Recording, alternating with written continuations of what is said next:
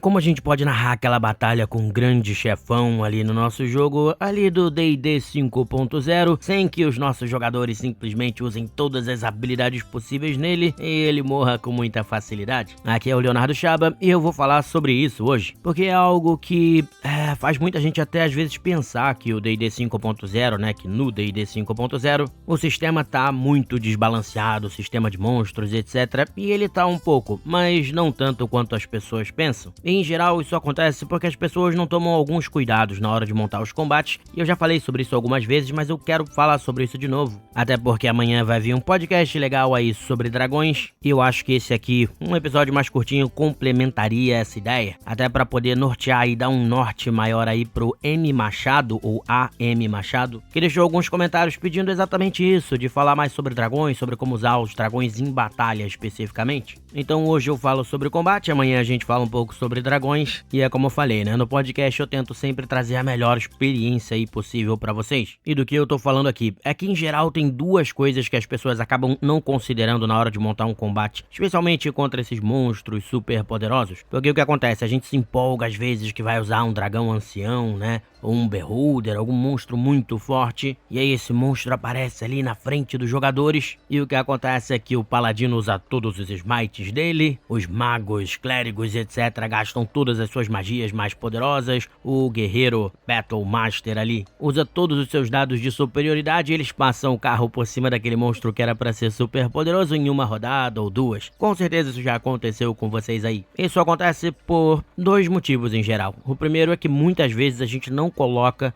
encontros o suficiente para que os jogadores precisem pensar sobre as habilidades deles e fazer um certo racionamento, né? Uma certa economia das suas habilidades, porque muitas vezes, às vezes em RPG de stream, que você vai ter menos combate, ou até em RPGs mais interpretativos, né, quando você tá falando de D&D, como por exemplo lá no Critical Role, que eu sempre cito aqui, você vai ver que tem menos combates. Só que aí isso gera um problema, porque realmente tem muitas habilidades que os jogadores podem usar, que os personagens têm, e se você tiver poucos combates, eles vão poder usar tudo de uma vez. E aí isso desequilibra aquele encontro. Um monstro que era muito forte já não é mais tão forte se eles puderem usar todas as habilidades, porque o jogo foi projetado para que você não chegue com todas as suas habilidades quando for enfrentar um desses monstros, ou que não use todas elas. Vou explicar. Vamos dizer que você seja um bruxo, né? E você só tem 2 espaços de magia, 2 slots de magia para usar por dia. Se no seu RPG você sempre tem muita interpretação, investigação e tal, e você sabe que você só vai ter 1 ou 2 batalhas, que em geral não passa disso e o grupo já faz um descanso, você naturalmente vai usar todas as suas habilidades nessas batalhas. Você não vai ter problema em usar um dos seus slots em uma batalha e outro slot na outra batalha, ou até os 2 em uma só, porque você sabe que depois não vai aparecer um monstro super poderoso e você vai estar sem suas habilidades, ou então que vão vir mais às vezes, mais 2 ou 3 ou 4 encontros e você lá sem suas habilidades. Você sabe que isso não vai acontecer se esse RPG em média não tem um número de encontros mais elevados, então você acaba gastando tudo, o que é um problema enorme mesmo, porque aí não só você vai estar fazendo isso, mas como eu falei, o guerreiro que é Battle Master vai fazer, o paladino vai usar smite, o pessoal vai usar as magias mais fortes que tem, e aí isso de fato desbalanceia os encontros, porque os monstros não foram projetados para todo mundo poder usar todas as habilidades sempre. Agora vamos pensar aí num RPG em que, na maioria das vezes, né, como padrão, você sabe que, poxa, a gente geralmente tem 4, 5, 6, 7, às vezes 8 encontros ali, 8 batalhas. 8 batalhas acho que até um pouco muito, mas mais 5 ou 6, às vezes 7, mas mais ali em 5 ou 6 batalhas, né, por descanso longo. Se você tiver isso, olha o problema que você já tem com aquele bruxo que eu falei. Bom, se eu usar minhas habilidades agora aqui, de repente, justamente quando eu mais precisar contra o monstro mais forte, eu não vou ter.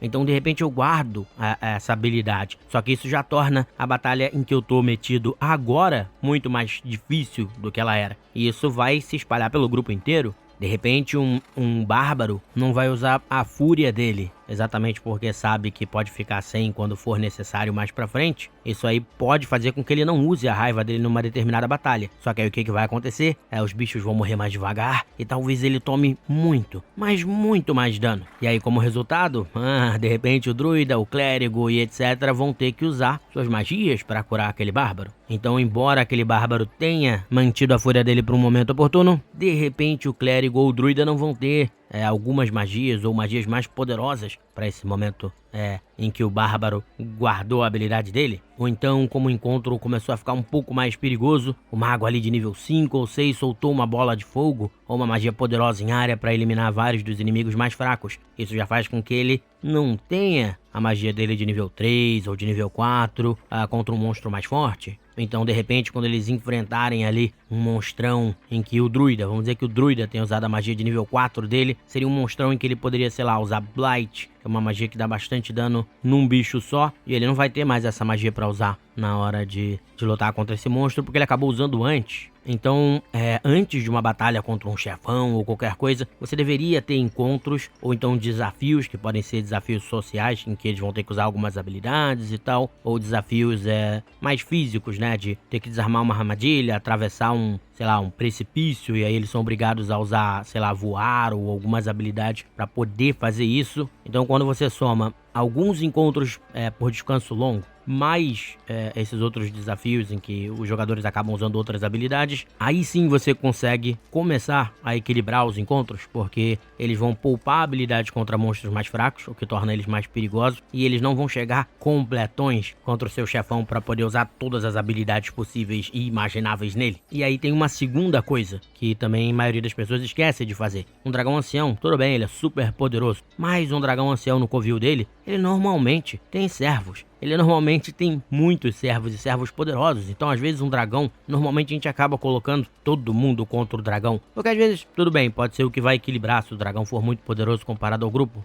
mas a maioria das pessoas esquece que além de ter tido alguns encontros até chegar nesse dragão, o ideal é que ele ainda tem alguns minions, então um dragão vermelho de repente pode ter várias crias dele, né, vários meio dragões vermelhos ali, e aí, às vezes mesmo que um meio dragão sozinho não seja algo muito perigoso pro grupo, quando eles estão junto com um dragão ali, já começa a se tornar mais perigoso, porque eles vão usar a baforada deles e vão causar dano, vão minar a resistência do grupo e etc. Podem parar na frente e aí o grupo pode ser obrigado a dar ataque de oportunidade se for tentar se aproximar e por aí vai. Então o uso desses minions, né, que podem ser esses meio dragões vermelhos que eu falei, podem ser...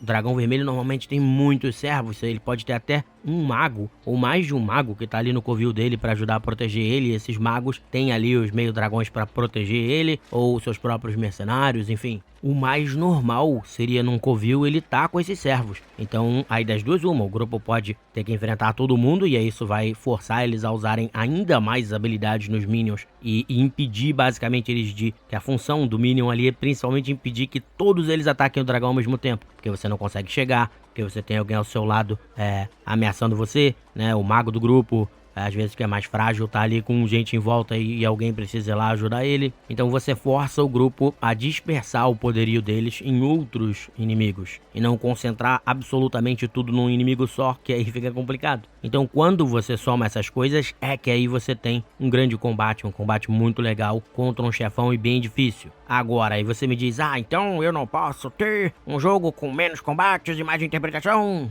E é claro que você pode. Mas aí você tem que ter isso na cabeça também. Que aí se você for ter só 2 ou 3 combates num dia, aí sim o chefão vai ter que estar rodeado ali, né, de minions mesmo e mais minions, às vezes uns minions mais poderosos. Ou então você vai ter que botar a batalha num ambiente em que nem todo mundo consiga alcançar esse chefão, além de ter os minions, né? Nem todo mundo consiga alcançar e atacar esse chefão, que aí isso vai forçar eles a se voltar para os minions, pelo menos parte do grupo, e isso faz com que o chefão possa atuar mais vezes, dar mais dano, usar mais das suas habilidades e não morrer em um turno ou 2 turnos antes de poder fazer qualquer coisa, porque é algo que acontece muito do monstro poderoso ou o inimigo poderoso tá lá, e aí ele dá um ataquezinho, e aí depois vem o grupo, sei lá, de 4 ou 5 pessoas e despejam 10 ataques, sei lá, no bicho, e aí ele vem e dá outro ataquezinho, e aí o pessoal despeja mais 10 ataques nele. Então quer dizer, se você gerar essa dinâmica, provavelmente por mais poderoso que o monstro seja, ele vai acabar tomando um pau, especialmente se o grupo estiver cheio das habilidades. Então tentem pensar sempre nessas duas coisas, na questão da economia de habilidades dos personagens, né?